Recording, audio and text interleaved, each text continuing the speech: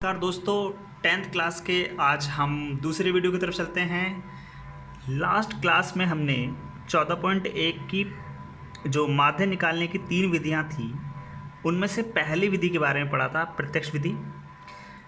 आज हम इसमें पढ़ेंगे दूसरी विधि के बारे में, जिसे हम कल्पित या इंग्लिश में एज्यूम्ड मीन मेथड भी कहते हैं। अच्छा, आप चाहे पहली विधि से या दूसरी विधि से आंसर निकालो, सेम ही आएगा। लेकिन आपको अलग अलग विधि इसलिए सिखाई जा रही है क्योंकि पेपर में अगर उसने बोला कि इस विधि से सवाल को सॉल्व करो, तो आंसर जिस विधि से बोला है उसी विधि से करने पे मिलेंगे। याद रखना, कहने को अगर किसी बच्चे ने किसी और विधि से कर दिया, आंसर भी सेम आ गया, लेकिन मार्क्स 0 मिलेंगे आपको। ठीक, तो चलते हैं हम सवाल की तरफ। जैसे माना मैंने अपनी तरफ से एक एग्जांपल लिया है, एक तरफ कर्मचारियों की संख्या और एक तरफ हमें उनका वेतन दे रखा है, सैलरी। ठीक है, इसने कहा कि हमें आपको भाई माध्य निकाल के दो मुझे, यानी मीन निकालना है। ठीक है दोस्तों, थोड़ा सा फॉर्मेट अलग है इसका। पहली लाइन को बिल्कुल कल की तरह ही CI लिखा आपने, जो वेतन दिया है दूसरी लाइन उसको क्या मानते थे, FI।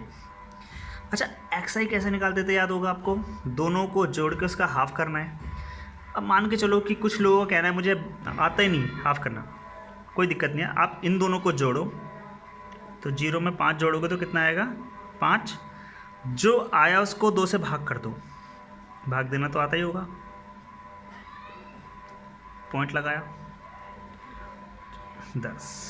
ठीक, भाग दे के भी हाफ कर सकते हैं आप लोग, तो क्योंकि मुझे तो आता है मैं डायरेक्ट ही कर सकता हूँ। 10 और 5 15, 15 का आधा कितना होता है, 7.5। इसी तरह से बाकी का भी करते जाओ।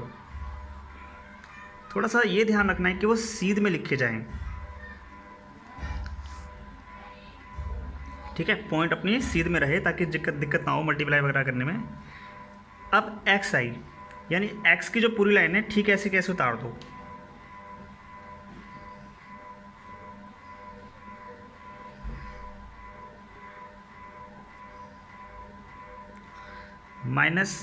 -A का मतलब क्या होता है, एज्यूम्ड, मतलब अपनी तरफ से कुछ मानो।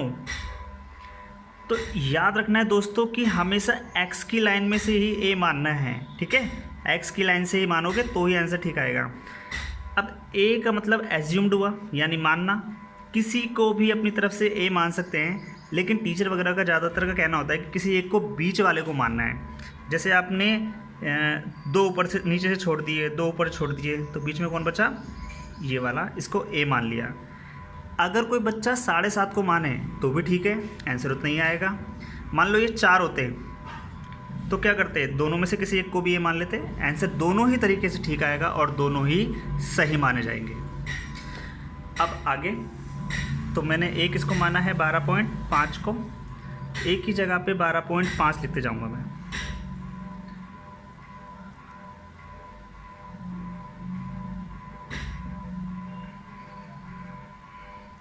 अब इन्हें घटाओ, देखो 12.5 रुपये में से 2.5 रुपये गए तो 10 बचे होंगे, बड़े वाले का निशान आ गया। अगर ऐसे नहीं आया, एक तरीका और है, 12.5 में से 2.5 घटाओ। याद रखना है पॉइंट सीधे में रखना है आपको। कितना आया, 10.0।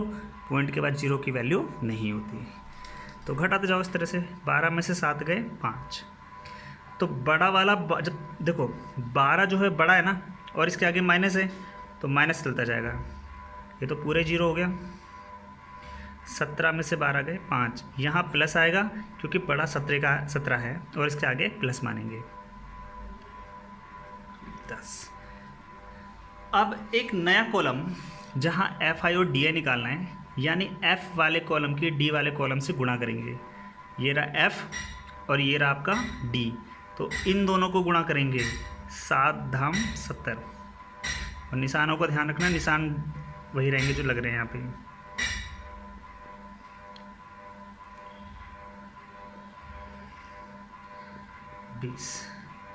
अब दोस्तों इनका टोटल करो, सिग्मा बोलते थे इसको, यानी FI का टोटल। अच्छा, इधर माइनस माइनस वालों को जोड़ लो जितने भी हैं।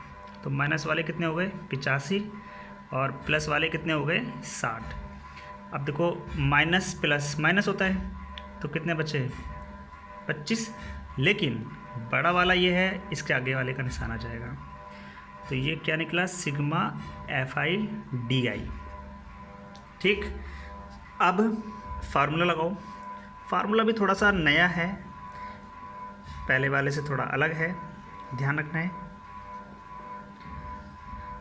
A प्लस सिग्मा FI/DI बटे में सिग्मा FI। अब वैल्यू इनकी पुट करते हैं। तो A 12